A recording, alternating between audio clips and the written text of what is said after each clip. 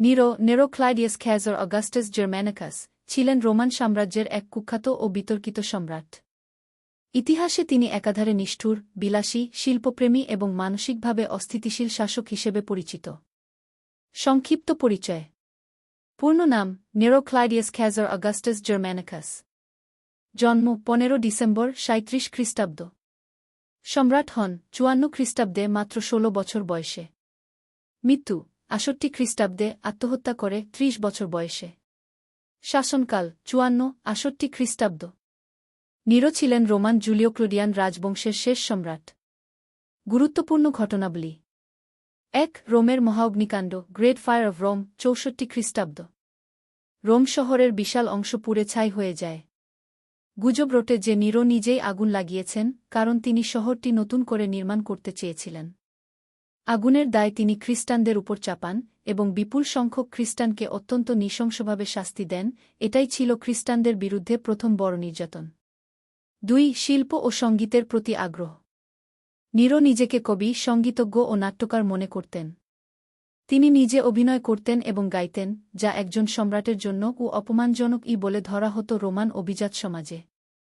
অনেক সময় তিনি সাধারণ প্রজাদের জোর করে তার পারফরম্যান্স দেখতে বাধ্য করতেন। 3. নৃশংসতা ও হত্যাকাণ্ড।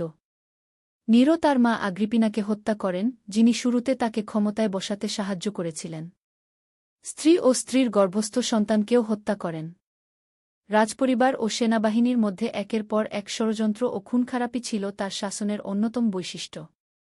4. নিরো ও রোম পুনর্গঠন। আগুনের পর নিরো রোম শহরের এক বিশাল অঞ্চল দখল করে সেখানে ডমাস অরিয়া, গোল্ডেন হাউস নামে এক বিলাসবহুল প্রাসাদ নির্মাণ করেন। এটি ছিল এক বিশাল, সোনায় মোড়ানো, কৃত্রিম হ্রদ ও বাগানসহ একটি প্রাসাদ, যা তাকে কুপাগল রাজা হিসেবে আরও কুখ্যাত করে তোলে। পতন ও মৃত্যু।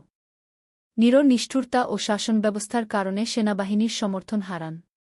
বিভিন্ন প্রদেশে বিদ্রোহ শুরু হয়, বিশেষত স্পেনে। সেনেট তাকে জনশত্রু ঘোষণা করে। পালিয়ে আত্মহত্যা করেন 68 খ্রিস্টাব্দ। তার বিখ্যাত শেষ কথা ছিল, "Quales artifacts perio?" কি মহান শিল্পী ধ্বংস হয়ে গেলাম। নিরোর উত্তরাধিকার।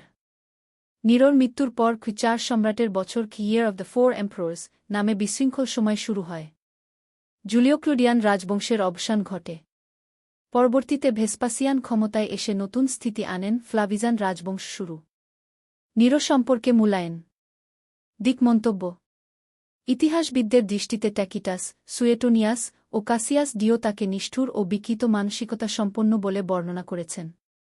ধর্মীয় দৃষ্টিতে অনেক খ্রিস্টান নিরোকে প্রথম খ্রিস্টান বিরোধী নিপীড়ক হিসেবে দেখেন। আধুনিক দৃষ্টিতে কেউ কেউ মনে করেন ঐতিহাসিকেরা তার বিরুদ্ধে অতিরঞ্জন করেছেন কারণ তারা নিরোর বিরোধী রাজনৈতিক গোষ্ঠীর পক্ষে ছিলেন।